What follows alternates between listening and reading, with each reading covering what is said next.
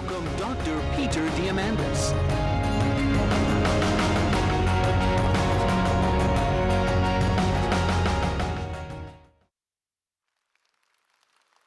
Good afternoon, everybody.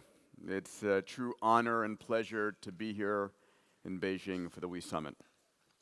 Today I want to talk to you about what I'm extraordinarily passionate about, which is the future that we're creating. The incredible potential that we have as a human species to make our grandest dreams come true. How important these next 20 years are for humanity. We're alive today during a period of extraordinary exponential growth, and the two impacts of this growth are the way we think about the future, our mindsets, and the moonshots that we can take. So, let's talk about mindsets. How you think about the future is everything. If you think the world is getting better, then you'll invest. You'll create a future for your family, for your children, for your nation, for humanity. If you think it's getting worse, then you won't. It was about 4 years ago that I had a chance to write this book called Abundance, The Future is Better Than You Think. It's a book I'm very proud about. It's a book that came from the world I was seeing running the XPrize Foundation and running Singularity University. And it's a notion that we're living during the best time ever in human history. We are living during a time where we're going to make the dreams that we have possible. And we learn about the negative news over and over and over again around the world. But when you look at the data, when you look at the facts of the way the world is becoming, it is extraordinary. You see, over the last 100 years, the world has become extraordinarily better. Look at the numbers here. Over the last 100 years, the per capita income for every nation on this planet has more than tripled. The human lifespan has more than doubled. The cost of food has dropped 13-fold. The cost of energy has dropped 30-fold. Transportation, hundreds of fold. Communications have gotten millions of fold cheaper. And one of the realizations I had is that it's technology that takes what used to be scarce, what used to be only available for a few, and makes it abundant for everybody. There's a great example. I'm an advisor to a company in Silicon Valley called the Diamond Foundry. And what would we think about as being more scarce than perfect diamonds, 4, 5, 6 carat diamonds? Here is this company that's built a machine that has water, energy, and methane come in one end, and out the other end comes diamonds 4 carats, 6 carats, 8 carats, 10 carats. How big would you like them? Would you like to have imperfections? Would you like to have color? You can have that if you want. So it's a realization that what used to be scarce can become abundant through the impact of the technology that we're creating and that we're using. Let's look at some of the data about the way the world has been changing over the last 100 years. This is from the cover of the magazine The Economist, in which it shows us that over the last 20 years, we have taken a couple of billion people out of extreme poverty. And over the next 10 to 20 years, we have the potential to take every single human on this planet out of extreme poverty. A friend of mine, a professor at Harvard, wrote a book called The Better Angels of Our Nature. And in this book, Steven Pinker shows us that we're living during the most peaceful time ever in human history.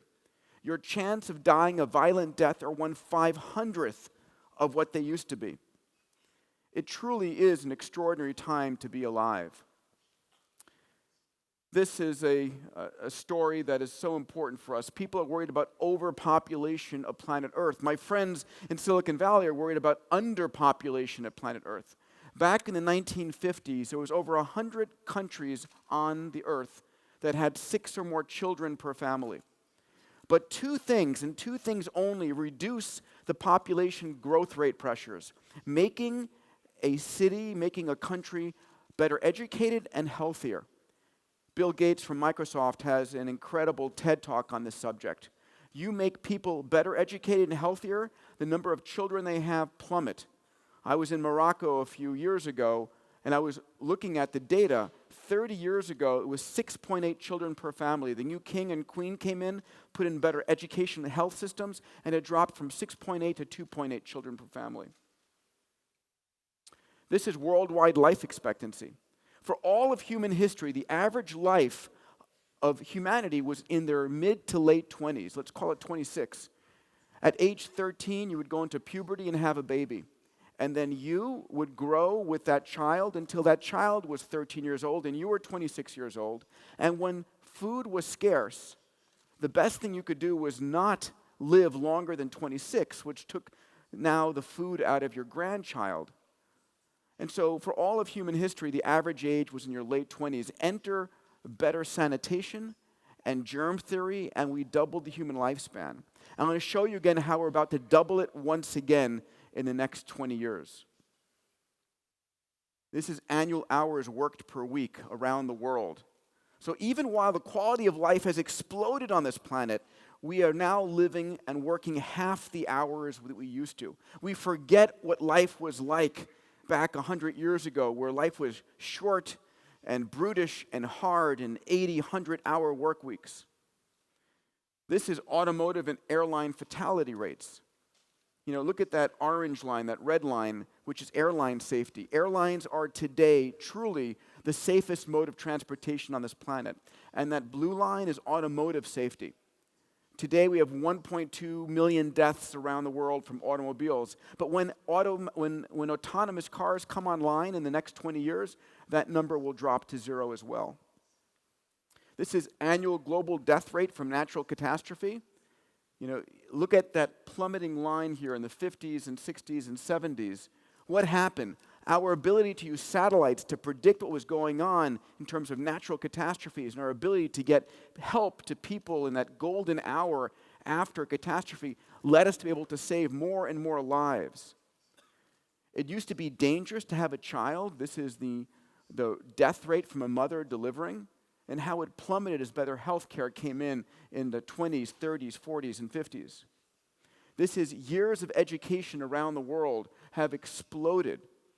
We have cut the illiteracy rate from nearly 80% down to 20% around the world. This is an eye chart. This is the reduction in cost of solar. That red dotted line across the top is the cost of natural gas, electricity from natural gas in the United States at 7.2 cents per kilowatt hour. But what's important to realize is that as we are moving forward, we're having an explosion in the amount of solar capacity being produced around the world, while the cost of solar is dropping exponentially. 2 months ago, there was a new record set in South America at 2.91 cents per kilowatt hour. My friends from Elon Musk to Ray Kurzweil project that will be 50 to 100% of our global energy needs being met from solar in the next 20 years. And here's the important part. The poorest countries on the planet are the sunniest countries on the planet. So why is this happening? Why now? Why are we seeing this explosion in prosperity, in abundance, and availability? It's really the impact of exponential technologies. It's the impact of the technologies that you're here to learn about, the We Summit, that many of the companies here are producing, both here and in Silicon Valley and around the world. So if you look at the numbers, again, they're extraordinary. Between 1999 and just a few years ago, this is the cost of bandwidth has plummeted from $1,200 per gigabit second to nearly free. This is the cost of computing. $200 for 1 million transistors down to 6 cents. This is the cost of storage, dollars per gigabyte, $500 down to effectively free. And so what this means ultimately is that your ability as entrepreneurs to create new companies, to change the world, is exploding. Back in 2000, when I started one of my 17 companies, the cost of starting an internet startup was $5 million for the bandwidth, for the servers, for the software, for the people. Today, after open source, after cloud computing, after crowdsourcing, that number has dropped 1,000 times cheaper, which means the ability for an entrepreneur to see a problem and solve a problem and start a company is exploding. And one of the things I'm here to speak about is the power we have as entrepreneurs, right? You want to become a billionaire, help 1 billion people. The world's biggest problems are the world's biggest business opportunities. It's an extraordinary time to be alive. So Abundance was my first book. Bold is my second book. If Abundance is showing us where the world is going, Bold was the book of how do we get there? What are the tools that you have as entrepreneurs to create an extraordinary world, to take moonshots? And one of my missions here, is to inspire you as entrepreneurs to think bigger, to think bolder. You know, I like to say, don't build the next photo sharing app. Instead, take one of the world's biggest problems and solve that. Because as entrepreneurs, we can now do things at a scale that was never before possible. We truly have the ability to do what was only possible by governments and the largest corporations. Right? Today, any of us can spin up 1,000 processor cores on Amazon Web or know the world's knowledge on Baidu. We have extraordinary capabilities that the kings and the queens never had 500 years ago. So, I want to talk about moonshots. My friends define moonshots as going 10 times bigger while everyone else is going 10% bigger. Right? We can all go 10% bigger by working harder, working Saturdays and Sundays, or maybe doing something clever. But going 10 times bigger is extraordinarily difficult. You have to start with a clean sheet of paper. You have to challenge yourself and challenge what the preconceived notions were. And what I'd like to do is to share with you 3 of my moonshots. And I share this with you as sort of inspiration for you to think about what you are passionate about, what do you want to do, what do you want to solve on the planet, what do you want to leave your legacy of yourself and your family and your company. What is the legacy you want to leave? What is the vision that you want to create? Because today you can. Because today any of us who truly want to take on and solve one of the world's biggest problems can. And out of that comes not only wealth, but comes a better world, a world that is more abundant. So the first moonshot I want to tell you about is extending the healthy human lifespan. I went to medical school many years ago, and I remember this concept of the human being living till they were 80 or 90 and then dying. I said, why does it have to be that way? You know, we have many species on Earth that live for hundreds of years. If they can, why can't we? Clearly, it's a hardware and a software problem. And so it was about 3 years ago that I partnered with these gentlemen. The gentleman on the left, Craig Venter, is the person who sequenced the first human genome and created the first synthetic life form. The gentleman on the right, Dr. Bob Hariri, is one of the top stem cell scientists in the world, in my mind, the top stem cell scientist and entrepreneur in the world. And we came together to form a company called HumanLongevity Incorporated, HLI. And our mission is to add 30 to 40 healthy years on all of your lives, to make 100 years old than you 60. And if you can live those extra 30, 40 years, as my friend Ray Kurzweil says, it's living long enough to live forever. We're in the middle of a biotechnology revolution. Our ability to sequence, to write and to edit genomes, cellular therapeutics, machine learning, data science, all these things are interpreting our ability to understand how we run as a hardware and software machine. And so what we have done at HLI is we have built the world's largest genome sequencing facility. We're on schedule to have sequenced 100,000 genomes the end of this year and then 1 million to 5 million genomes by 2020. Our mission is that all of that massive data is then correlated with what we call the human phenotype. We have our first facility in La Jolla. And what we're doing is we're creating these integrated health records where we sequence all 3.2 billion letters in your body, the 3.2 billion letters of your software. We then also sequence the microbiome. You are a collection of 10 trillion human cells and 100 trillion bacterial cells, your microbiome. We then also look at the 1,000 chemicals in your bloodstream. We do full body MRI detecting cancers at a 5 millimeter size, being able to see any aberration in your vasculature. We then collect all the phenotypic data and we generate 150 gigabytes of data about you, and that all goes into our machine learning and data mining. And ultimately, what we're doing is gathering more data about you to understand, is there anything going on? When you end up in the hospital sick, it's not that you got it that morning. It's been going on for months, maybe years. And so our mission is to make medicine completely predictive, to determine this is what's going on right now, but this is what's likely to happen to you in the future. And what we're finding in our first 300 patients is that over a third of them have significant, in many cases, life-saving disease identified right then and there. And so the goal is to make medicine preventative and predictive. In terms of predictive, one of the things that we did was we sequenced 1,000 people, and we took detailed photographs of their face, and we put their genetic sequence, and we put the photographs into our machine learning system, and the machine learning system created a prediction of how old they were, how tall they were, how much they weighed, and a prediction of their photograph. And then this is the actual data, right? So this is what they look like. This is their actual, height, weight. And so we're able, from a drop of blood, to predict your photograph, your height, your weight. But more importantly, we're also able to predict what's likely to happen to you, what cardiovascular, what cancer you might get, and then find it before it kills you. That's the goal of extending your lifespan in the near term. My second moonshot is about expanding humanity's access to resources. It's a company called Planetary Resources. I'm very proud that Tencent is one of our investors in this company. And as China looks towards the moon, looks towards Mars, just had the launch of Long March 5, and as China heads towards space, this is a domain which is really about humanity's future.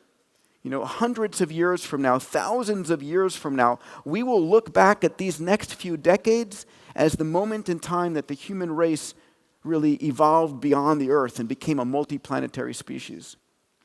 So my company, called Planetary Resources, is looking to prospect asteroids for precious metals and fuels. So in the last 15 years, we have discovered a class of asteroids about 1 kilometer in size, 1,000 of them that come very close to the Earth. And we've identified 11 of these asteroids that we call the Manhattan Islands. These are the most precious, the biggest, the slowest rotating, made of the best materials that come close to Earth. And we're going to those asteroids for two reasons. One, we're looking for fuel, hydrogen and oxygen, methane, rocket fuel, basically. And then we're also looking for platinum group metals, platinum, palladium, rubidium, osmium.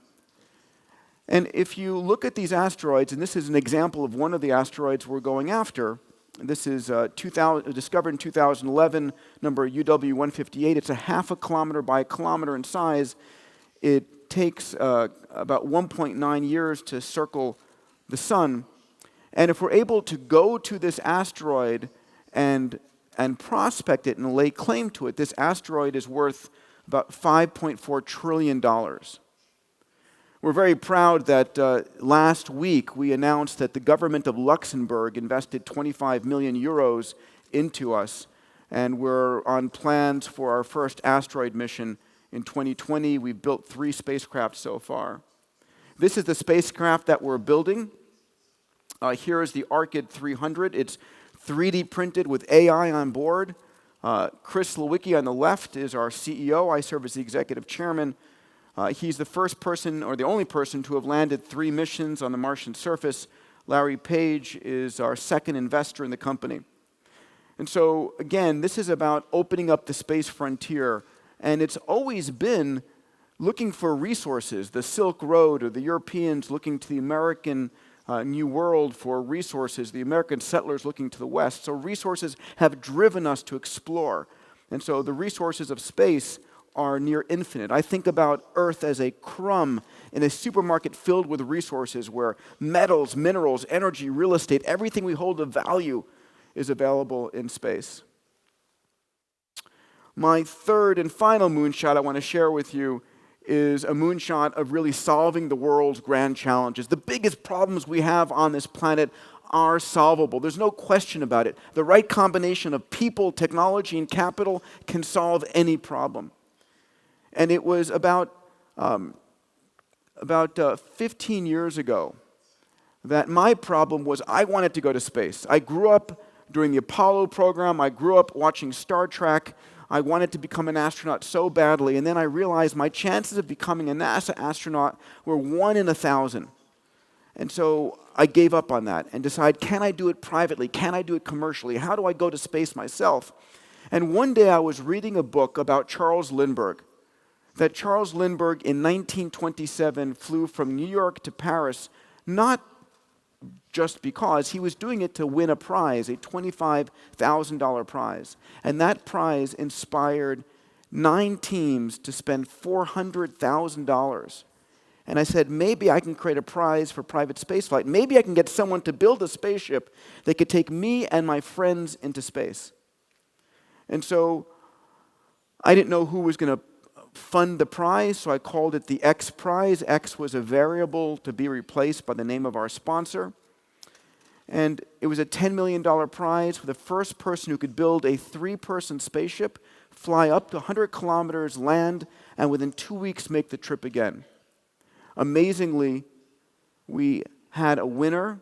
In fact, 26 teams from 7 countries spent $100 million trying to win the $10 million prize. Here is the winning vehicle, Spaceship One, which flew into space twice on October 4th, 2004. Here it is burning laughing gas and tire rubber as the fuel, and now it's hanging in the Smithsonian Air and Space Museum in Washington, D.C., right next to the Spirit of St. Louis that inspired it in the first place. And on the heels of this, we have built a board of directors, a board of trustees, to work on solving the world's biggest problems. Problems in life sciences, in exploration, in energy, environment, and education. Also very proud that in partnership with Tencent, we have now the XPrize website being available in China, that David Wallerstein is a member of my innovation board. Again, very proud of that. So to date, we have launched over $120 million of prizes and have under development $150 million of prizes. These are prizes available to anyone, and these prizes are, what we say is, I don't care where you went to school, what you've ever done, if you solve this problem, you win. And we all win because you solved that problem. Let me give you an example of some of the prizes that we have operational today. This is a prize called the Qualcomm Tricorder XPrize. It's a $10 million prize being offered to the team who can build an early version of the Star Trek tricorder. I don't know if you are Star Trek fans. Anybody? Any Star Trek fans here? Yes? Yeah? Okay, good. So in Star Trek, the doctor, Bones, has this device that you can sort of wave over somebody and can diagnose what's going on. So this is the early version of that. Imagine a version of the tricorder that's not for a doctor or not for a nurse. It's for you. At 2 o'clock in the morning when your daughter or your son is sick and you don't know what's going on, it's a device you can speak to. It's got artificial intelligence on a cloud. You can cough on it. You can do a finger blood prick, and it can diagnose you better than a team of board-certified doctors. We live in a world that is short of physicians. We're never going to build enough medical schools or teach enough doctors. So this is a device that can diagnose anyone. One of these devices in every town, every village, becomes the local doctor. We had 330 teams enter this competition. We're down to the final 5, and we'll have a winner by the end of the year. And then our mission is to commercialize this and demonetize and democratize healthcare around the world. 2 years ago, we announced this Global Learning XPrize. This is an XPrize that's being funded by billionaire Elon Musk. It's a $15 million prize that's being offered to the team who can build a piece of software that can take a child anywhere on the planet who is illiterate and teach them reading, writing, and numeracy in 18 months. So we announced this competition 2 years ago. We've had 700 teams enter this competition. Writing software, you have to write it for an Android tablet or Android phone, because that's the phone that's in the operating system in 90% of the world. And that phone needs to be able to take a child without any literate adults, no schools, and that child has to learn how to turn it on, and it has to captivate them and teach them. So of those 700 teams, we have 120 delivering software today. We're going to narrow it down to 5 finalists. We have 8,000 tablets that the software will be put on, and that software will go to Tanzania. And we're putting those tablets with those software in the hands of 4,000 children. And then we're going to measure over the course of 18 months how that software changed their lives and which software is able to educate the children, their family, and the village the fastest. And then that software will be open sourced. And my goal is that software is present on every single phone. So every phone, billions of them per year, becomes a teacher available to kids everywhere on the planet. This is an XPrize that we launched in the US, but it's going to be competed for around the world. And this is an XPrize in which we're asking teams to build a device that sits on top of a smokestack of a coal or natural gas power plant and takes the CO2 out of the smokestack at temperature, at pressure, at concentration, and turns it into a product more valuable than the cost of extracting it, so that, in fact, it becomes a profit center for every energy-generating facility. 2 weeks ago in India, we announced 2 prizes, one called a Water Abundance XPrize. And this is a prize that asks teams to build a device that sits on the roof of a house and takes the water out of the humidity and gives every family 20 liters of clean drinking water. We also announced a Women and Girls Safety XPrize that would allow a young woman to walk around the most dangerous parts of a city and know that she is safe. So how they're going to do that, we don't know. We simply set the goal, and we incentivize entrepreneurs around the world to solve that problem. Entrepreneurs like you. Finally, it was a year and a half ago we announced this IBM Watson AI XPrize. I'm someone who believes artificial intelligence is the most important discovery and creation and tool the human race will ever create. AI is going to give us the ability to take on every grand challenge that we have. I think many of my friends in Silicon Valley have watched The Terminator too much. They're too scared of it.